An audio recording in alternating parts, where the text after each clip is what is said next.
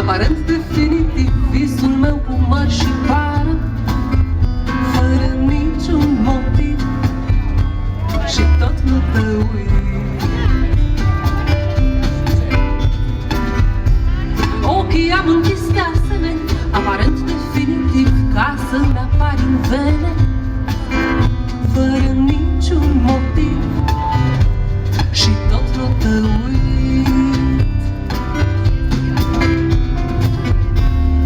Tot de anul, dar insistent.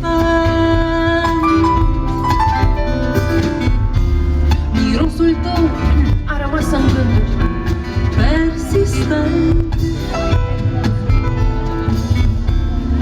Nu pot să scap de tine și somnul niciodată nu vine dacă nu ești tu.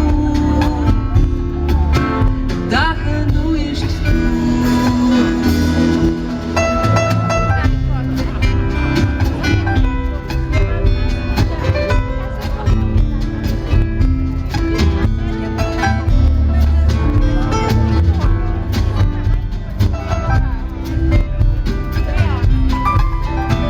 Raul Cușac, clape.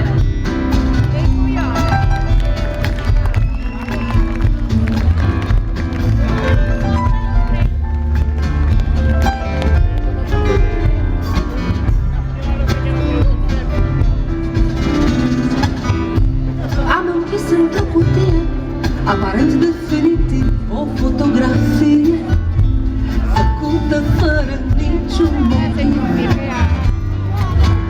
Fără niciun motiv. Fără niciun motiv.